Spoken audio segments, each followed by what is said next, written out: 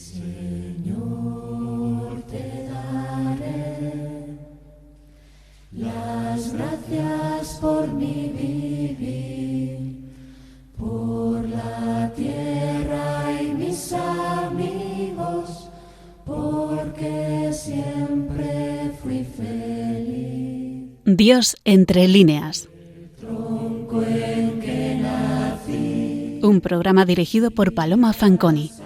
sabía que encontré, y los brotes que nacieron. Buenas tardes, queridos oyentes de Radio María.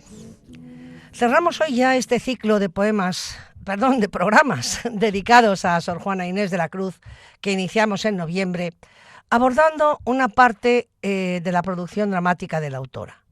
Si en diciembre comentamos hitos importantes de su producción en prosa y en Navidades algunas de sus composiciones líricas, los villancicos navideños, como correspondía a esas fechas, hoy entramos en sus obras de teatro. Escribió Sor Juana Inés 2 comedias y 3 autos sacramentales, que conservemos. Y hoy vamos a comentar algo de esta parte de su obra teatral, que son los autos sacramentales. Se titulan El mártir del sacramento, San Hermenegildo; el segundo, El cetro de José; y el tercero, El divino Narciso. Fueron publicados en el volumen segundo de las obras de la monja en Sevilla en 1692. Bueno, en esta ocasión, en el programa de hoy, tenemos la suerte de que para estas obras un estudiosísimo fraile dominico, Mauricio Beuchot, ha dedicado doctas y nutridas páginas al tema, páginas disponibles en Internet, por supuesto gratuitas, en la página del Cervantes Virtual. Y como no creo que yo sea capaz de mejorar sus observaciones, reproduzco en el programa de hoy sus palabras con algún comentario añadido. Quiero dejar muy claro que, ya es sabido, ¿no? La docta doctrina normalmente y esta altura intelectual de la orden de predicadores. Y en este caso, efectivamente, Mauricio Beuchot, dominico mexicano, pues ofrece para todo el mundo unos comentarios verdaderamente sagaces, ¿no? Y muy profundos. No he seleccionado, no reproduzco todo, por supuesto, porque además a veces creo que toca temas de alguna complicación filosófica que no veo propia abordar en un programa de la Jaez que tiene Dios entre líneas, pero desde luego sí que tomo el raíl, ¿no? la idea, las ideas clave.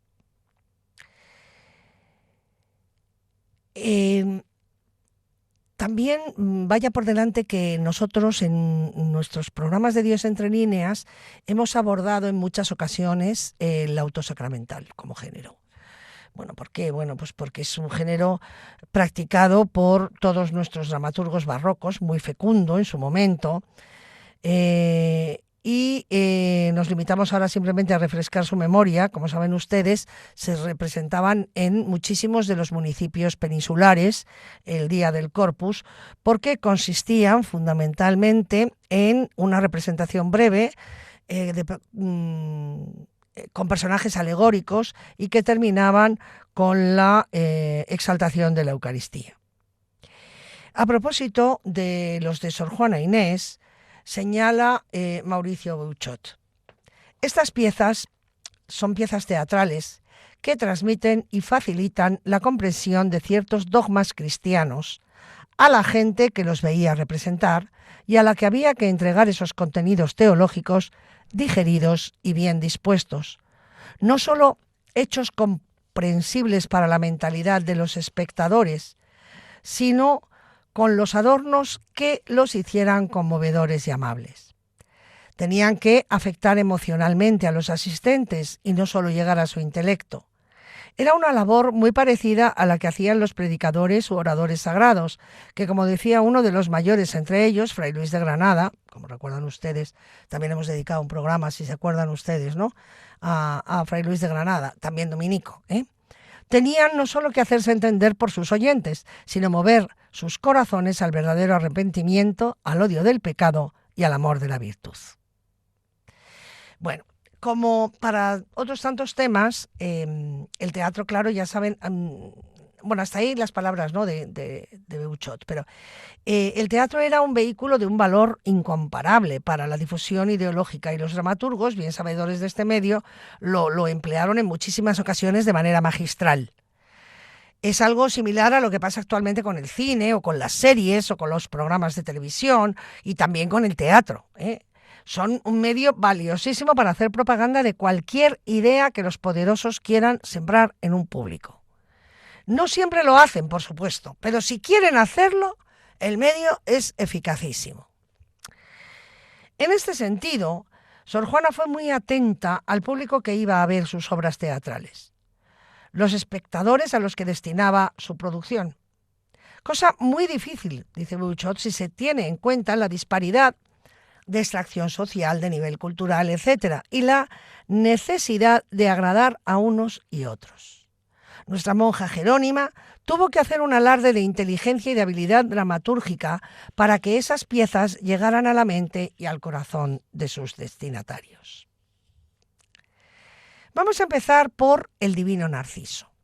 El Divino Narciso es un auto en el que Sor Juana toca el misterio de la encarnación del Hijo de Dios.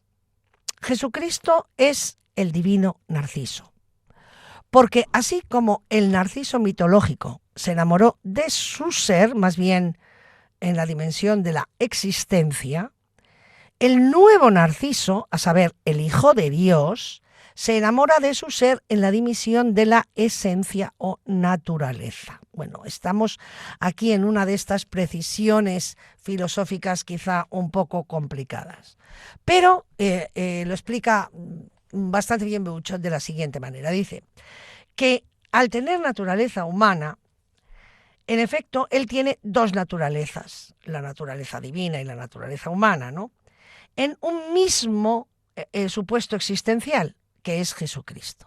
Esto lo sabemos, pues casi por el catecismo elemental, ¿no?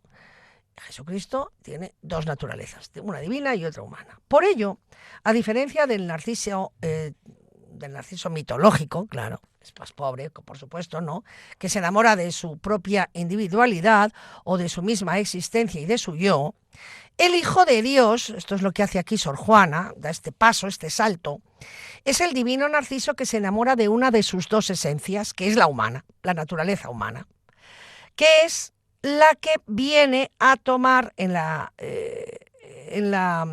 historia, además de su naturaleza divina, la cual ya tenía y conocía desde la eternidad.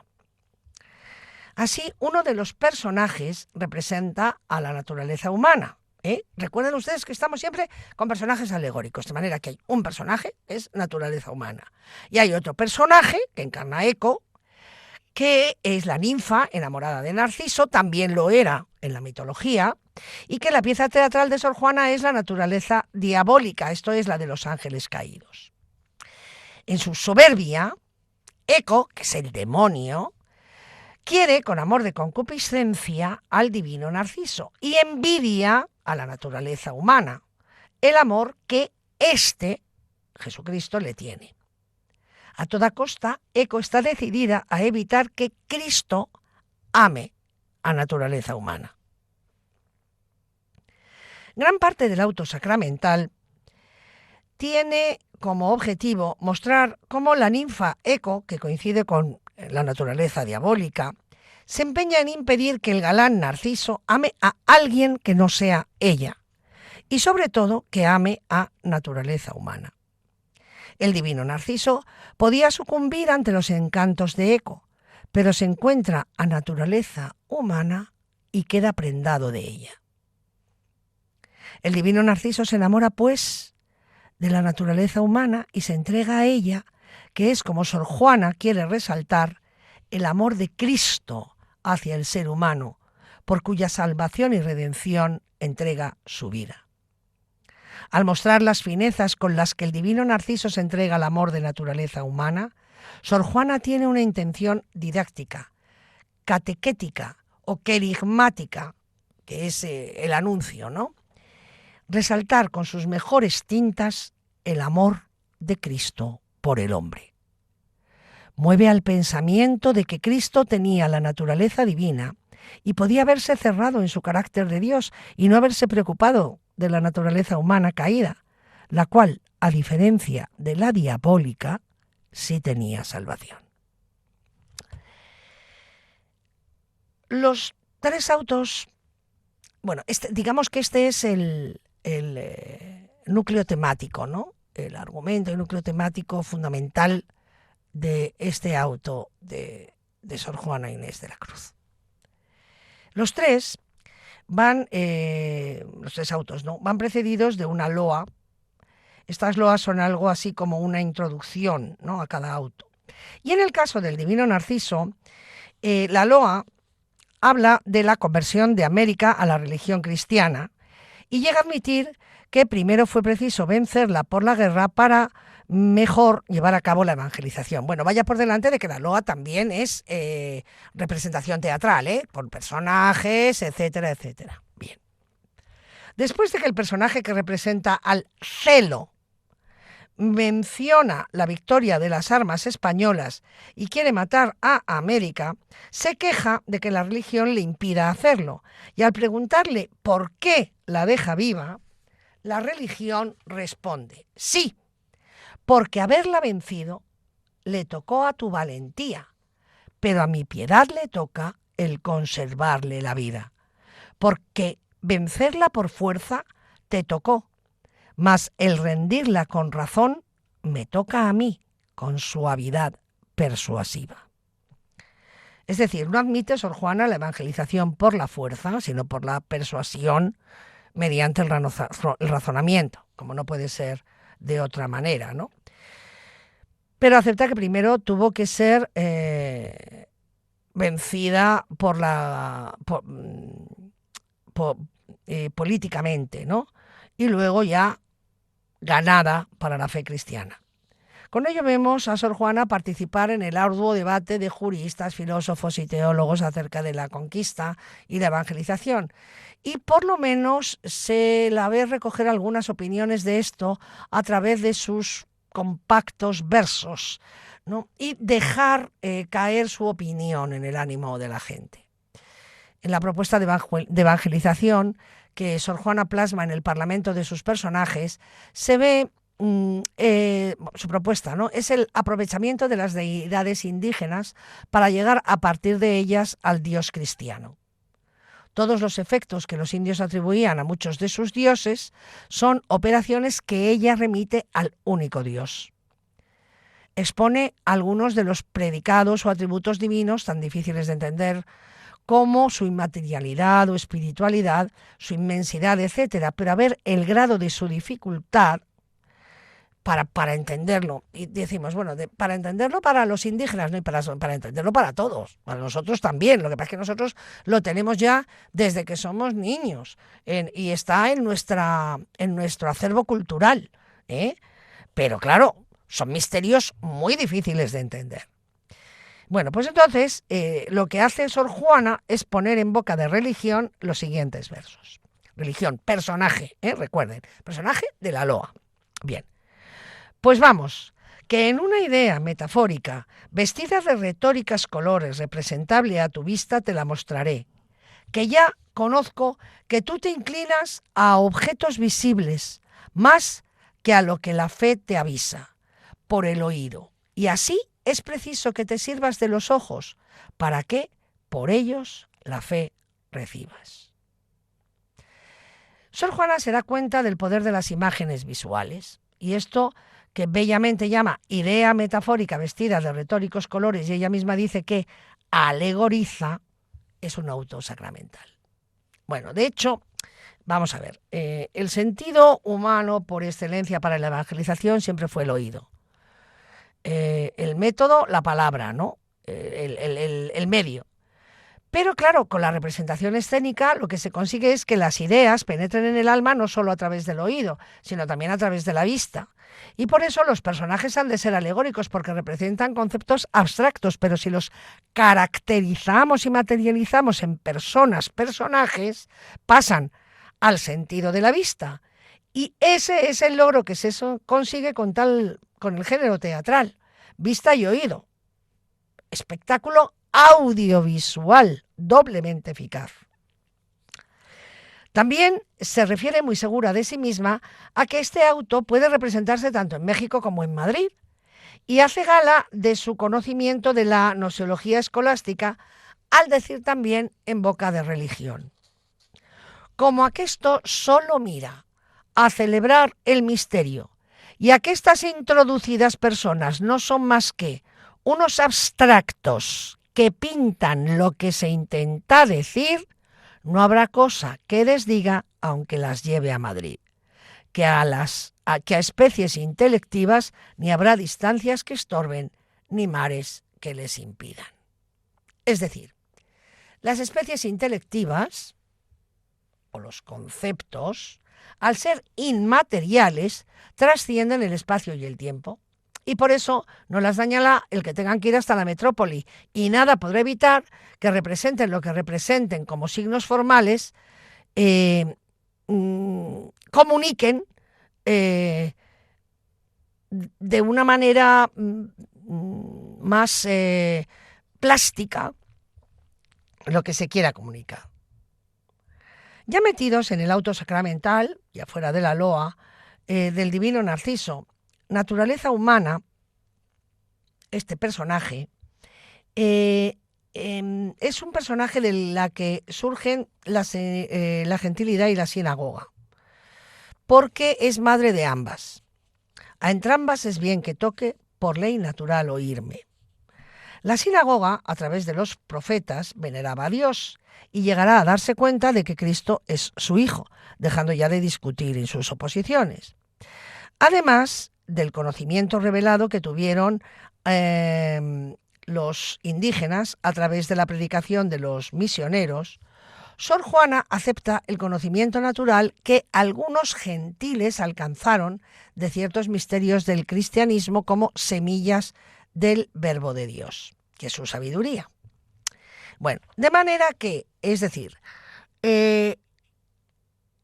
¿por qué nos sirve esto? A ver, esto nos sirve por la idea de la defensa de la ley natural, que está inserta en la naturaleza humana, en el corazón de todo hombre. Y entonces, tanto los hebreos y el Antiguo Testamento y su fe, como los gentiles con toda su producción filosófica, etcétera, pues tienen esa ley natural en su corazón. Por eso son hijos ambos de naturaleza humana. Y dice: pues muchas veces con formas divinas y humanas letras dan a entender que Dios pone aun en las plumas gentiles unos visos en que asomen los altos misterios suyos, en los filósofos griegos, etcétera. Es decir, en todos está de alguna manera el Espíritu Santo, que inspira a gentiles de ciertos vislumbres de la fe cristiana. Dice: yo, aunque no te entiendo bien, pues es lo que me propones, que solo te dé materia para que tú allá la informes de otra alma, de otro sentido que mis ojos no conocen, te daré de humanas letras los poéticos primores de la historia de Narciso. Es decir, las letras profanas le dan la forma bellísima de la fábula de Narciso y Eco, que por ejemplo había, como sabemos, había incluido vídeo en sus metamorfosis. Es decir, los profetas están,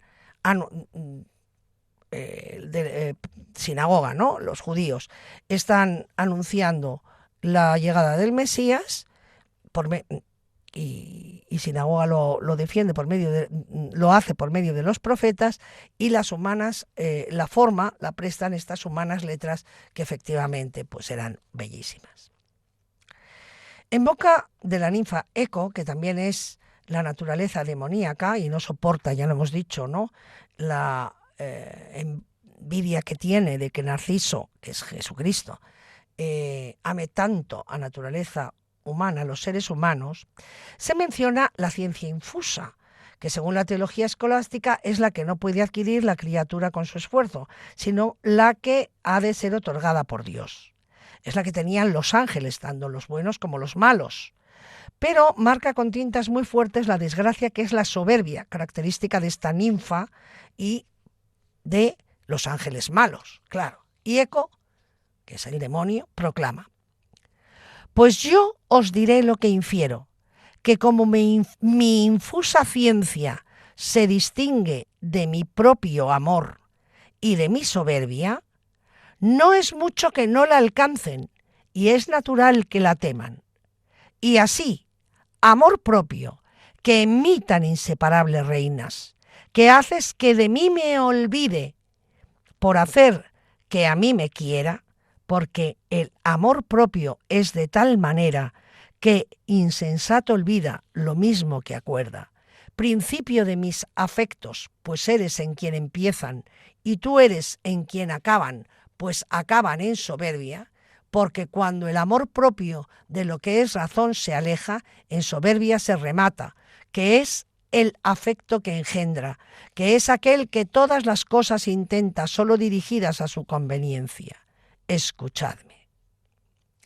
Es decir, Sor Juana alude aquí a la paradoja de la soberbia, que en realidad impide al individuo amarse a sí mismo bien, pues lo aparta de lo sano y verdadero que tiene el amor propio, que exige el amor a los demás para ser completo. Esto es lo que ahora enseña el divino Narciso, el nuevo Narciso, que por amarse a sí mismo amó al género humano al que pertenecía.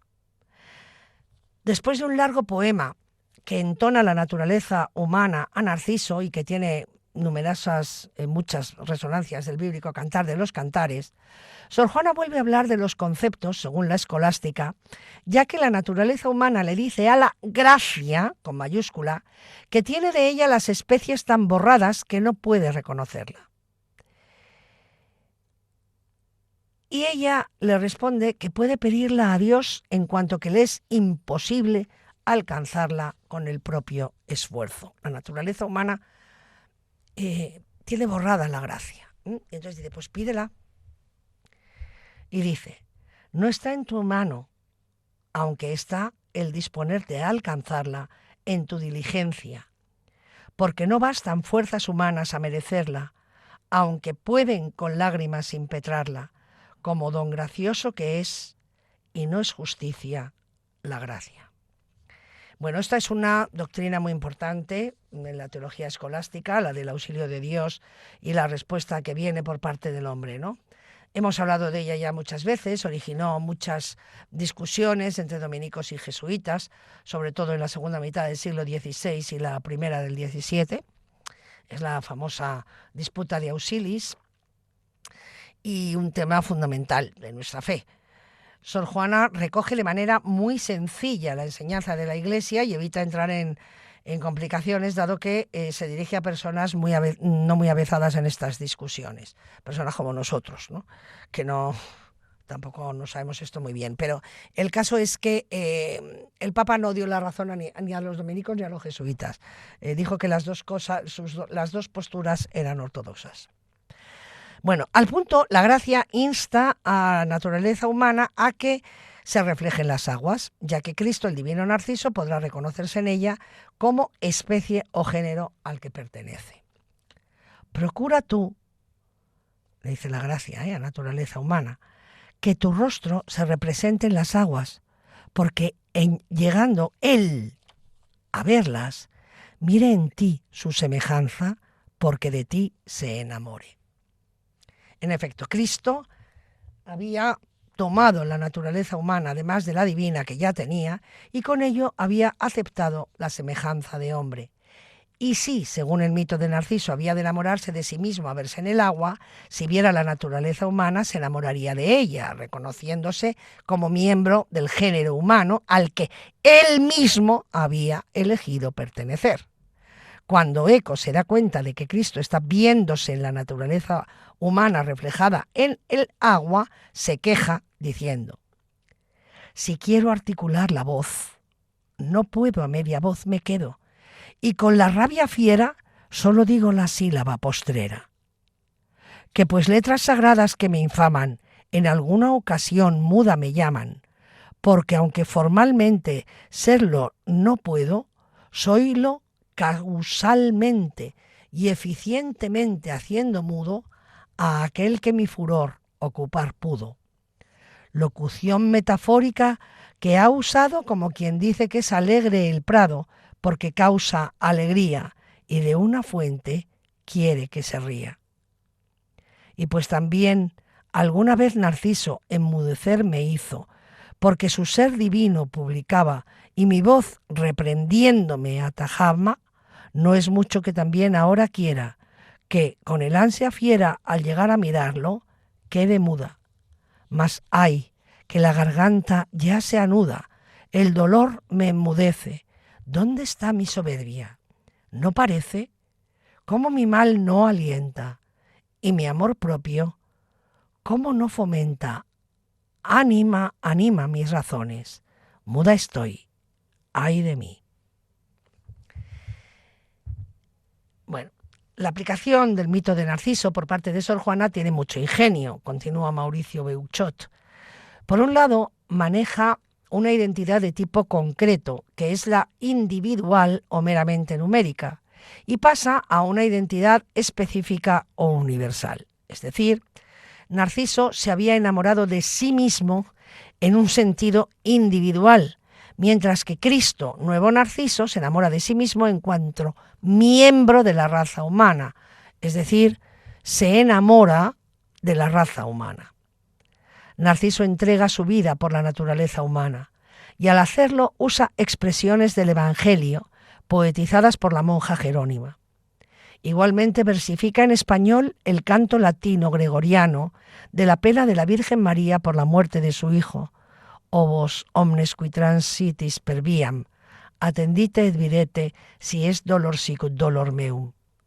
Sor Juana lo pone así, pronunciado por naturaleza humana. Oh vosotros los que vais pasando, atendedme y mirad si hay dolor, que a mi dolor semeje. Lo escuchamos a continuación con música de Tomás Luis de Victoria.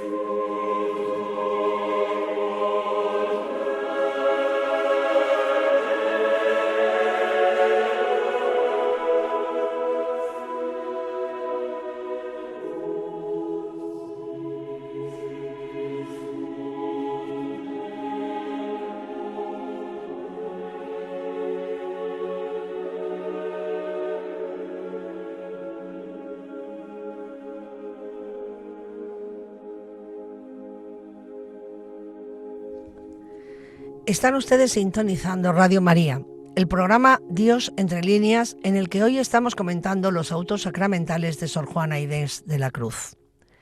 Les habla Paloma Fanconi.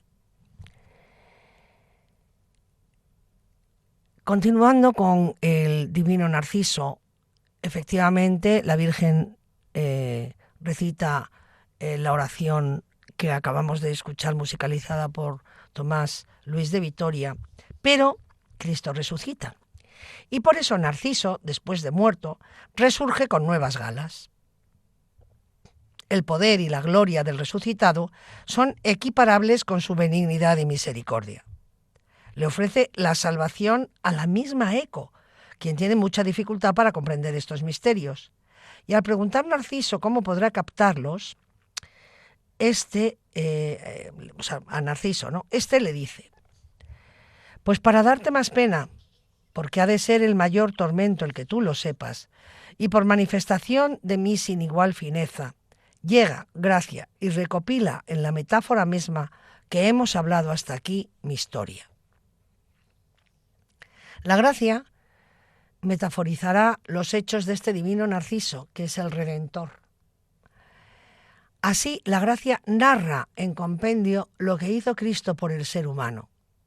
Primero se refiere a que el Hijo de Dios tenía un glorioso resplandor en el cielo, al que renunció para bajar al valle de lágrimas, que es el mundo inferior.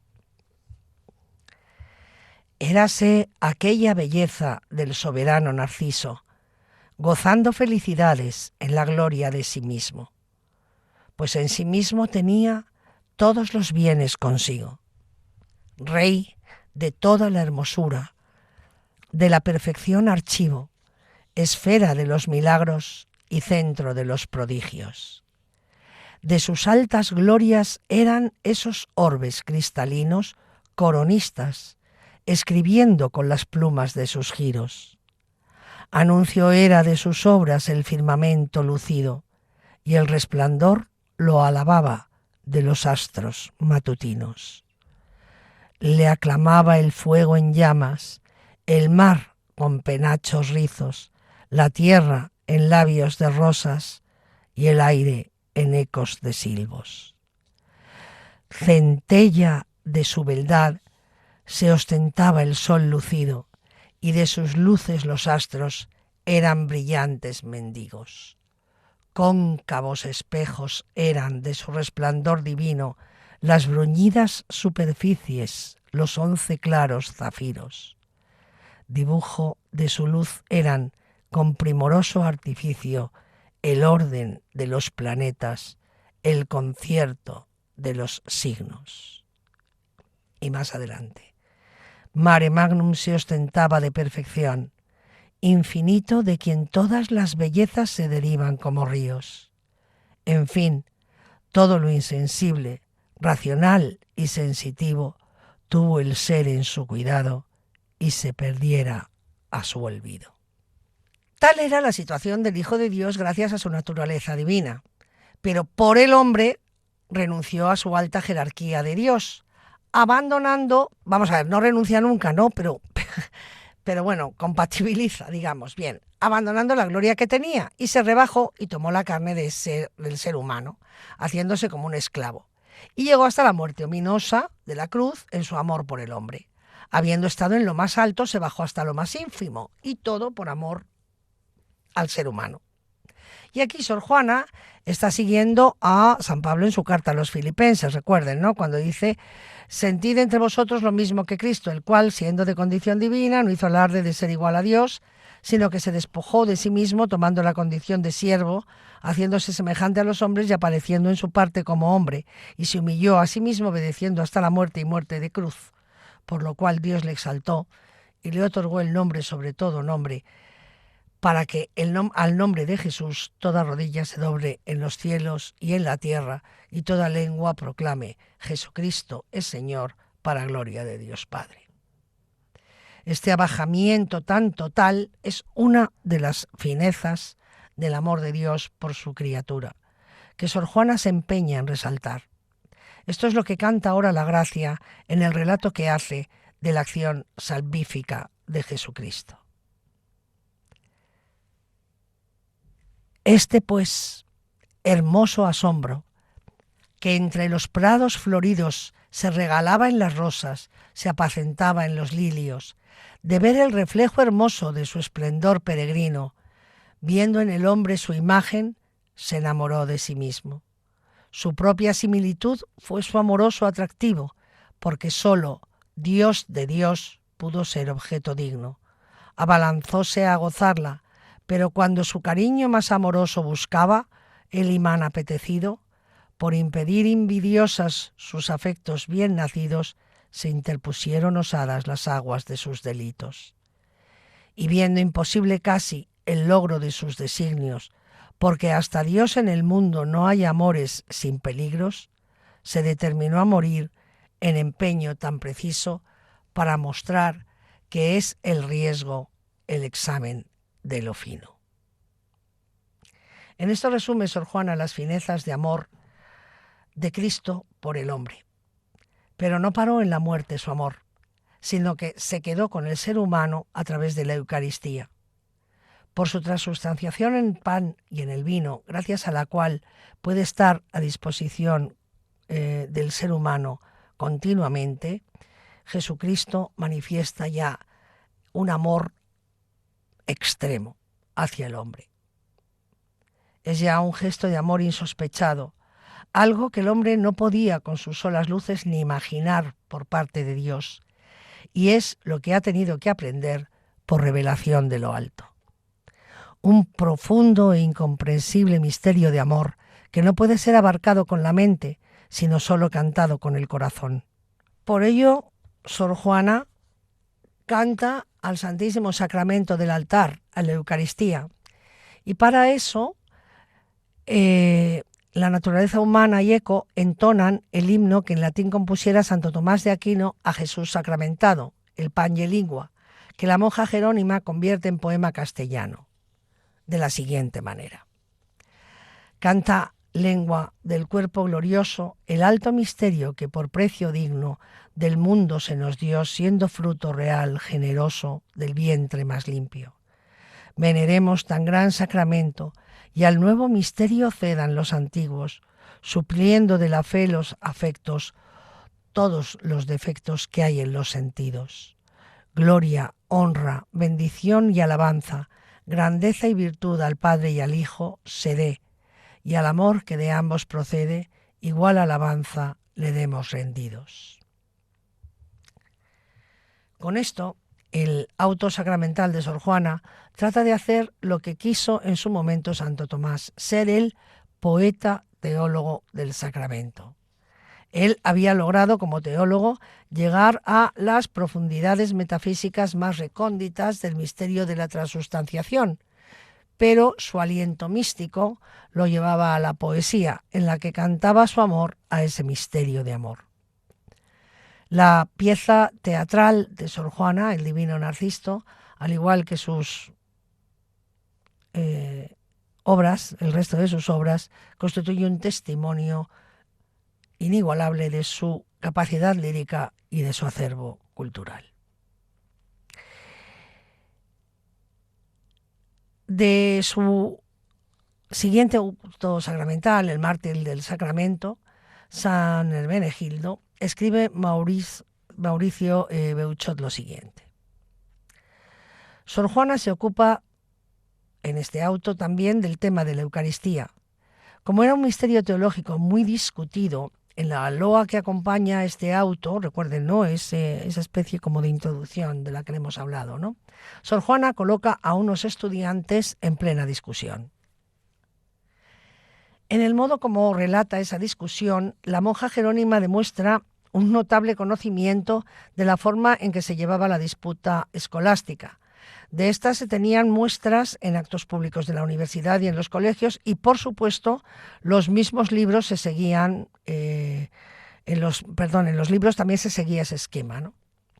Bien, un estudiante se apoyaba en San Agustín, otro en Santo Tomás y, juiciosamente, un tercer estudiante pide que no confundan con la fuerza de los gritos la fuerza de los argumentos. Más aún, dice que en las lides escolásticas el que más grita es el que suele llevar la peor parte y la más improbable. Pues bien, San Hermenegildo fue el príncipe godo puesto a gobernar en Sevilla por su padre, que se convirtió al catolicismo, abandonando el arrianismo que tenía este pueblo en España.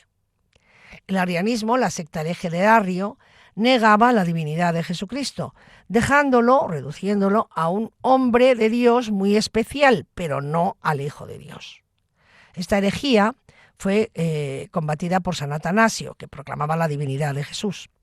Se veía de manera singular en el sacramento de la Eucaristía, que adquiría un significado muy distinto que el que tenía en el catolicismo.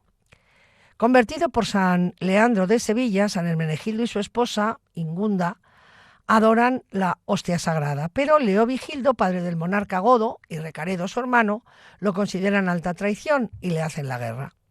Vencido Hermenegildo, se le pide que abjure de su catolicismo y de su devoción en la Eucaristía, y al no hacerlo es martirizado.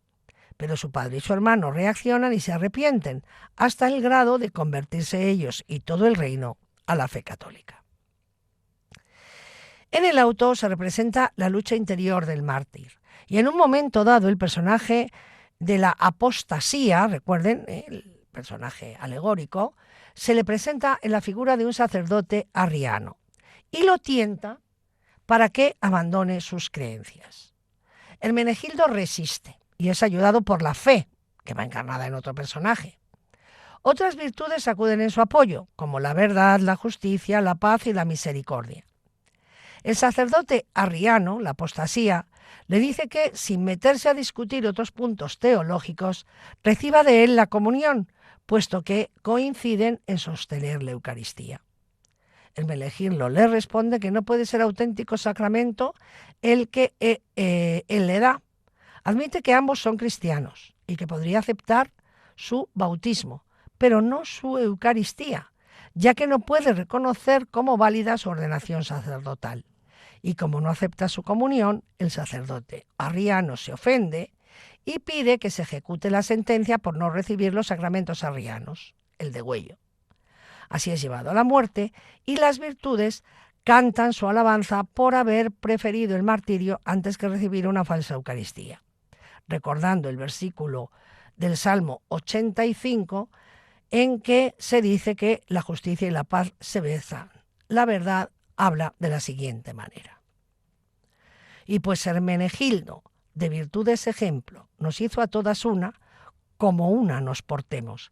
Y puesto que en su muerte se llegó el feliz tiempo en que misericordia y yo nos encontremos, la paz y la justicia, aquel místico beso, se den, que signifique nuestro vínculo eterno. Todas vuelven a cantar la alabanza de San Hermenegildo, que queda como un mártir de la religión católica, pero específicamente sacrificado por su fe en el sacramento de la Eucaristía, que era el objeto del auto sacramental. Es un mártir de la fe en la Eucaristía, en ese misterio de amor por el que Jesucristo se entrega al hombre como alimento que lo robustece contra todas las adversidades y pruebas. Inclusive el martirio, el dar la vida, es, como el propio Jesús decía a sus discípulos y aludiendo a sí mismo, la prueba más contundente e irrefutable de amor. Por eso, la paz proclama: y aladas jerarquías a venerar el cuerpo del mártir y a adorar tan alto sacramento de las esferas bajen, todos diciendo que este es el mártir solo del sacramento. Después de lo cual, repiten los coros, que este es el mártir solo del sacramento. Llore, llore la tierra y cante, cante el cielo, que este es el mártir solo del sacramento. Sor Juana logra su intento de hacer ver al espectador de su auto sacramental un ejemplo de seguimiento de Jesucristo hasta las últimas consecuencias. Si Jesucristo había manifestado su amor al hombre dando la vida por su salvación y quedándose con él bajo las especies o apariencias del pan y el vino, quien aceptara creer en él tendría que dar un testimonio de amor no menor. Y eso es lo que hace San Hermenegildo, que no escatima dar su vida por aquel que la dio por él. De esta manera, ofrenda su vida por su fe en el sacramento en el que Jesús se da al ser humano con todo su amor. Este es el origen de la conversión de Hispania al cristianismo, tema fundamental también para los territorios de la Nueva España que acogían su fe de la península ibérica. El tercer acto es el cetro de José. Es el tercer auto, que no llama sacramental, no lo llama Sor Juana, sino historial, porque se refiere a un relato del libro del Génesis, que es la historia de José, el hijo de Isaac, pero también podría contarse, como lo hacemos, entre los autos sacramentales, porque el tema de fondo es la Eucaristía. De manera analógica, José salva a su parentela de la muerte durante una hambruna dándoles trigo, esto es, dándoles pan, como es lo que hace Cristo en la Eucaristía con su nueva parentela, con su nuevo pueblo, que es la Iglesia. El saber teológico y filosófico de Sor Juana, por cuanto podemos ver en sus autos sacramentales, son muy notables. El tema sacramental en las tres piezas es, en el fondo, el de la Eucaristía. Pues en el Divino Narciso se alude a que Cristo se quedó con el hombre bajo las apariencias de pan para hacerle compañía. En el Mártir de Sacramento se hace referencia a San Menegildo, que, como hemos visto, al comprender el misterio de amor que se encierra en el pan sagrado, entregó su vida por Cristo. Y en el cetro de José, los hermanos de este personaje son salvados con el trigo, es decir, con el pan que éste les consigue en Egipto, donde había sido esclavizado por culpa de ellos antes de llegar a ministro del faraón. Pero estas presentaciones del tema sacramental van acompañadas de una cristología muy consistente, según se aprecia en su tratamiento de la unión hipostática en la primera de estas obras, en su ataque de la herejía arriana en la segunda y en su exposición de la misión redentora de Cristo en la tercera, prefigurando José a nuestro Señor. Más bien, en el recogimiento de su celda, en soledad y sin maestro, aprendió como pudo ciertos temas difíciles, Sor Juana, temas que requieren de que alguien los explique. No en balde se queja de que no tuvo a mano un maestro que la llevara como de la mano por esos caminos tan ásperos. Todo ello fructificó.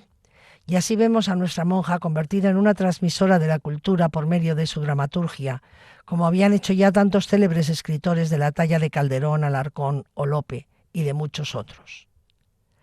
Así como grandes filósofos, desde Parménides pasando por Séneca hasta llegar a Russell o Sartre, no desdeñaron ofrecerse a los grandes públicos mediante el teatro, la novela o la poesía, de la misma manera lo hizo Sor Juana. No escribió sesudos tratados de invención o de polémica, sino que se dio a la difícil labor de divulgar generosamente lo que con tanto esfuerzo había aprendido, y empleó como medio de difusión lo que tenía a su alcance, en este caso el teatro. En este arte colaboró con la gracia y facilidad que ella misma, ingenua y candorosamente confiesa que tenía para casi hablar en verso. Pero sobre todo se alcanza a ver algo mucho más hondo y radical, que es la profundidad del espíritu de Sor Juana Inés de la Cruz. Su genio para captar los principios filosóficos y para penetrar los misterios teológicos, sin el cual no hubiera sido posible que lo transmitiera como lo hizo. Concluye Mauricio Beuchot. Hasta aquí, señores, el programa de hoy y el conjunto de programas dedicados a esta singular monja jerónima del siglo XVII mexicano, que nos dejó, como hemos visto, una interesantísima obra en prosa, verso y teatro. Obra literaria modernísima, atemporal, podríamos decir, como toda aquella producción que penetra en los más profundos lugares de la condición humana, sea rebeldía, sumisión, curiosidad, conocimiento, ansias de saber, preocupaciones éticas o relaciones con la divinidad. Ahí queda. Ahí está, señores, la incomparable literatura de Sor Juana Inés de la Cruz. Han sintonizado ustedes Radio María. del programa Dios entre líneas. Si quieren ponerse en contacto con nosotros, pueden escribir un correo electrónico a la dirección diosentrelineas@radiomaria.es. En breve tendrán ustedes a su disposición en nuestra página web el podcast con el contenido del espacio de hoy. Muchas gracias por habernos acompañado en este rato de la tarde.